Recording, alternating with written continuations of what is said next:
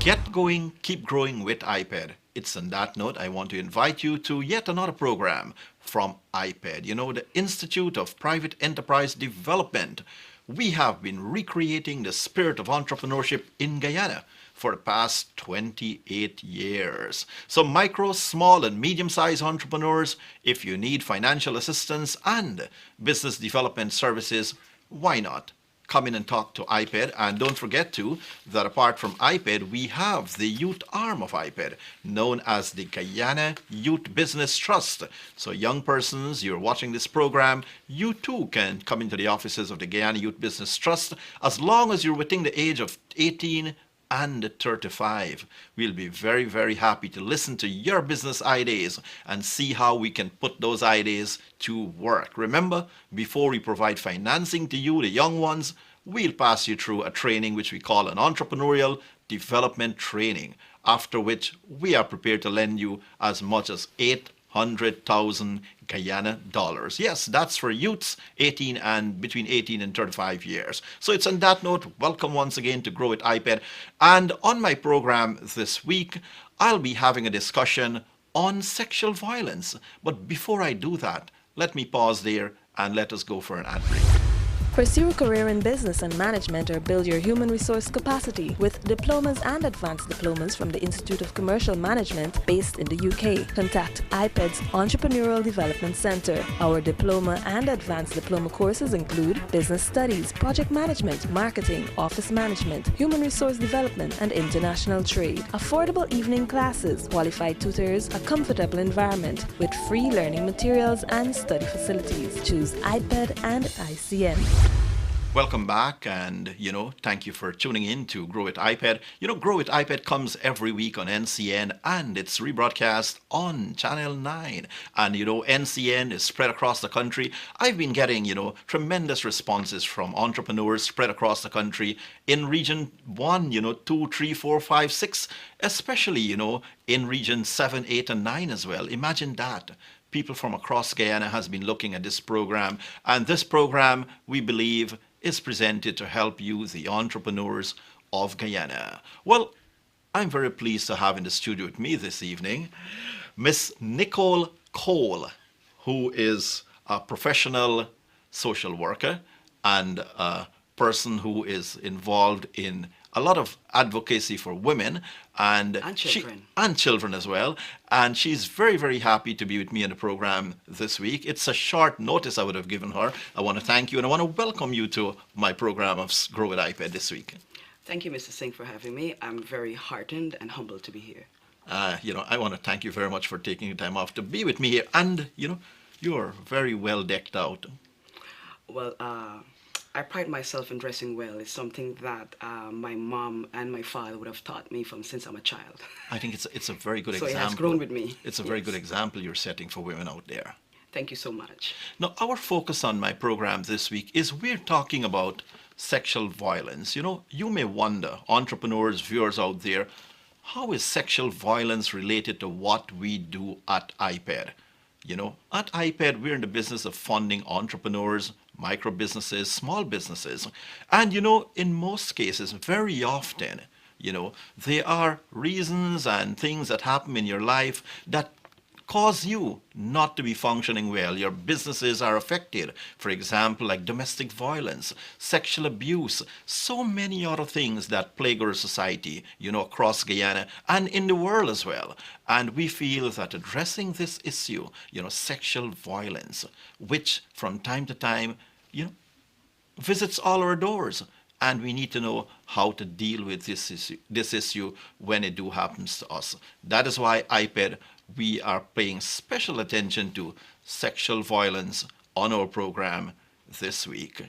To start up the discussion, Ms. Cole, what is sexual violence? Well, according to a brochure by the UNFPA, here are some important definitions. Sexual violence is a big term that includes any sexually abusive behavior, sexual assault, and sexual harassment. Sexual assault is any unwanted sexual touching, for example, forced kissing, touching, someone tricking you into touching them, and rape. Sexual abuse is forcing, tricking, or confusing someone into sexual behavior.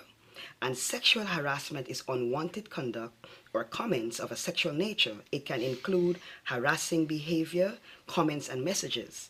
Consent is saying yes to something without being pressured or drugged and knowing what you're saying. Yes to, only yes means yes. That's a very wide definition. It encompasses, so many things, Consent is important. Right, it's important. But, prior to today, maybe a few years back, people were not aware that, touching and the language that you speak to someone, your suggestive look, can be termed as Sexual harassment. Sexual harassment. Yes, as a matter of fact, one of the commissions that I sit on, the Women and Gender Equality Commission, did do a sexual harassment workshop. And the lecturer from UE spoke about even looking at someone with your eyes Right. can be deemed stalking. Quite So true. we have to be careful how we stare at people. Huh? Quite true, Basically, so sexual harassment, however, occurs so frequently, and if recently you would have perused our daily newspaper, Right. we would have noticed that a 14-year-old attempted suicide, and she alleges sexual harassment by her class teacher. And so sexual harassment is a serious phenomenon that needs to be dealt with by the justice system. Right, quite hence, true. Hence the reason why CAR, Citizens Against Rape, whom I'm representing here, has birthed, because we want to ensure that we are driving movement of change and implementation of our very brilliant laws that we have in our law books. Quite true. I like that. Very brilliant laws. You can have brilliant laws, but to police those laws is another thing. It's something different. Not true. Certainly. Good. You're a professional social worker. Yes, I am. You've had, or maybe you have so much experience working in the field, dealing with sexual violence and other cases, related cases. Yes, I do. Who are the victims of sexual violence? The victims of sexual violence are women, children, and men. Boys, particularly, because if you would have perused those reported cases, you would have noticed that we've had reports of boys being penetrated sexually, as well as girls, and more significantly, just last year, coming out of the village of Haslington, we've had the 2-year-old Right. who would have been sodomized to death. I remember that. She is the youngest victim I remember thus that far very for well. 2013, and that her memory will not leave me because of the fact she was just just a toddler, and she would have experienced such a brutal, gruesome death. An innocent child. Oh yes, Who very knows innocent. nothing. Nothing at all. But someone found it in his mind to damage her that way, and that's why we have to be very careful about pedophiles and try to warn parents in how they can protect their children from such behaviors. And this DVD that I have here is done by the Catholic Church. I've been showing this at the health center where I work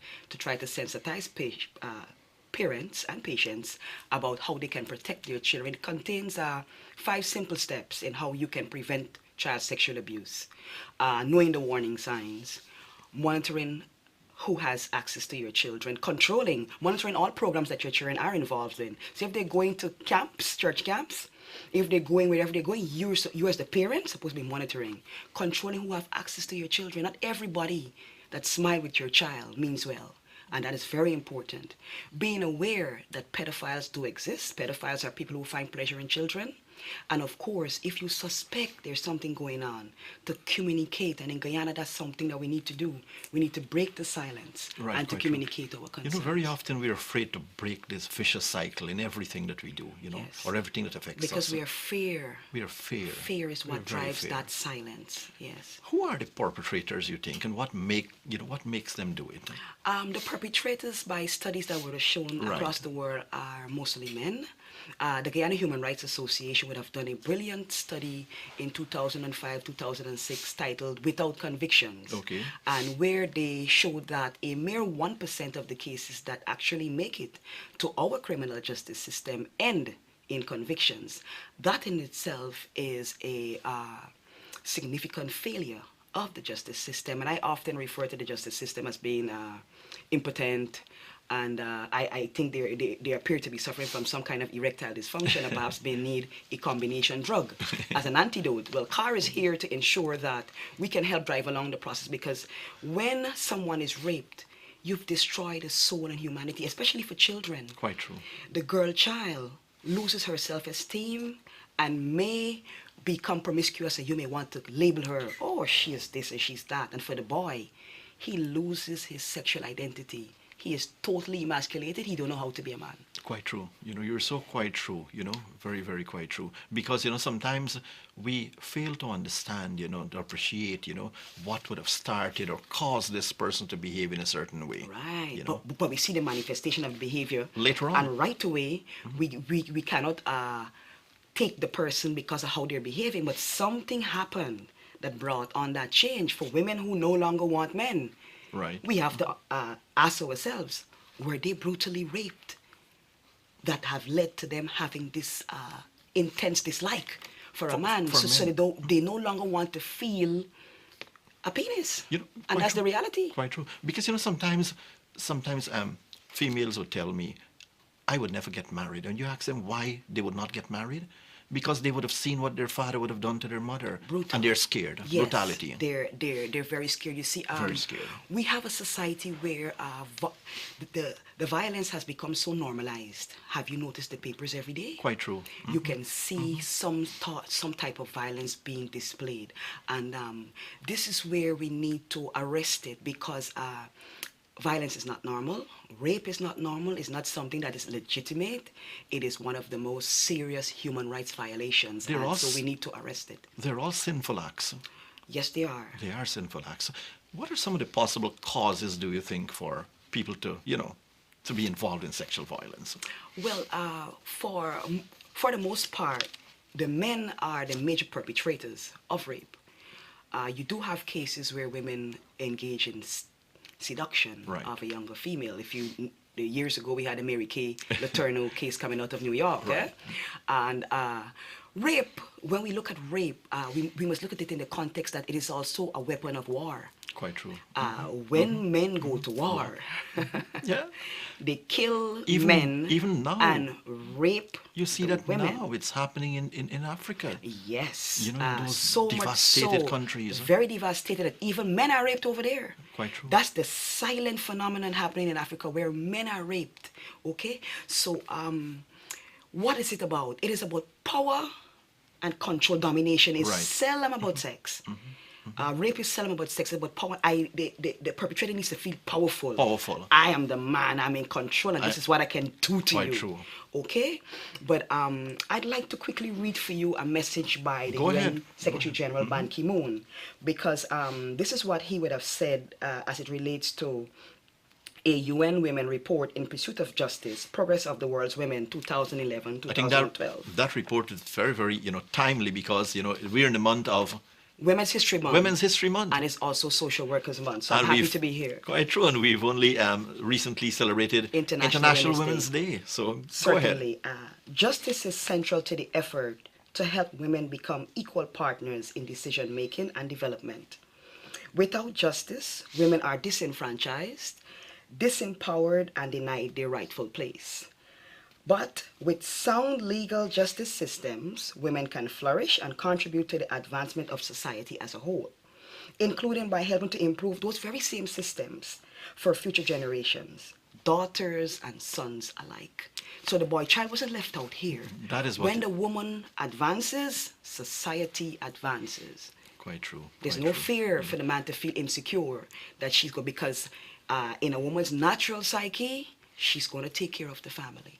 It comes naturally. Yes, it does. I tell people it comes naturally. I love being a parent first. To experience it, yes, Quite true. Now let us talk about some of the consequences of sexual violence to the victims. What are some of the consequences? Well, some of the consequences can be suicide. Suicide. Have you noticed that we have a high suicide rate? Quite true. Have you ever stopped to think, is there a direct link between suicide and rape? Well, I've never stopped to link it, to see the relationship. There is a Maybe relationship. there is a relationship. Yes.